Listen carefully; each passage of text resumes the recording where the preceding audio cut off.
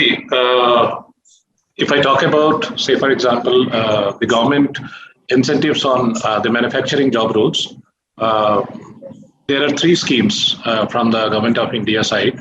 One is PLI, which is production linked incentive, which is mainly for the big manufacturing industries like mobile and all.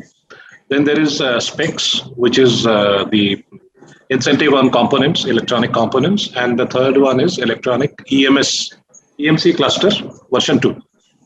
Uh, so a lot of companies from outside, they are now shifting their base to India, especially in the mobile manufacturing sector. If I talk about the companies like Wistron, companies like Pegatron, or the companies like Samsung. Samsung has opened up a huge manufacturing base in Noida.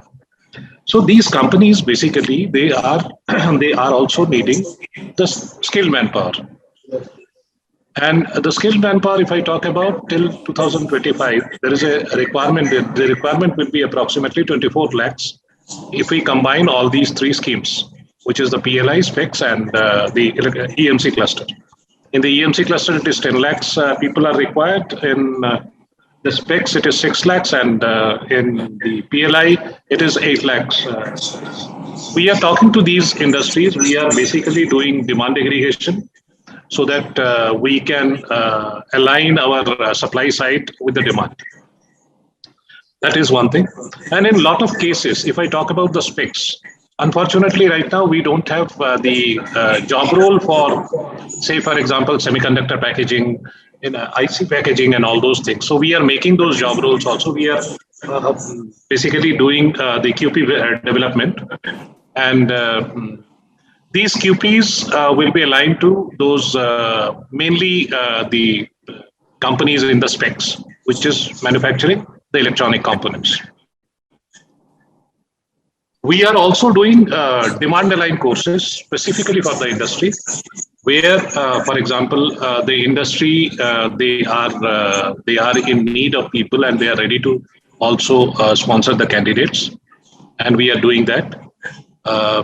Specifically on the job roles, as I told you, on the EMS technicians and all. We are aligning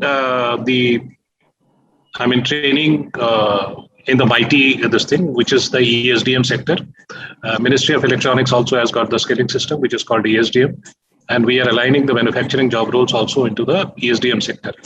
So there are companies, they have given us their LOIs, and we are basically doing it through either through the NSDC scheme, which is the PMKY one, or through ESDM one.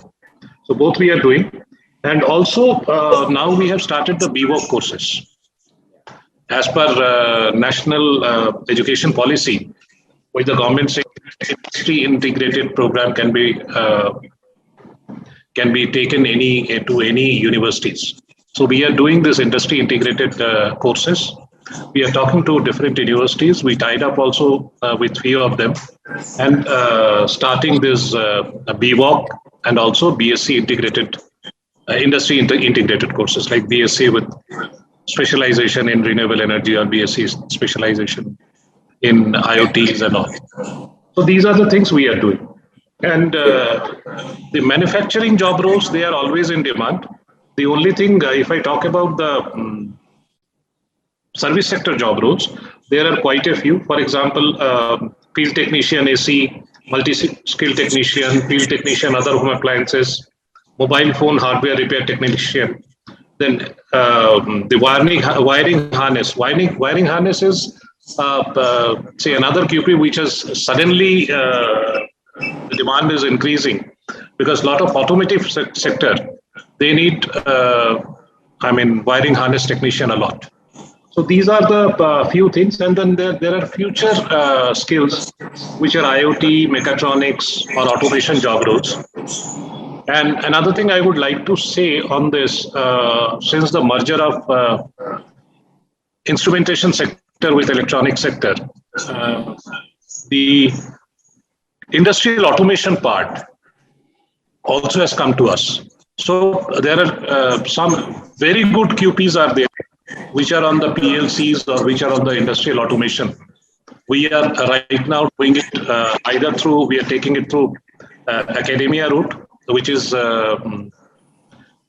in any engineering colleges in second year and third year, you have the PLC technicians. You have to do internship. So we have the QPs ready, and we are talking to the industries for these, talking to the academia for this, and also on the last semester or the final semester, which they are giving it to us for internship or for apprenticeship training. So what we are doing is we are making 6 and we are adding 3 more months. So a 9 months course on apprenticeship, and we are aligning with the industry on this.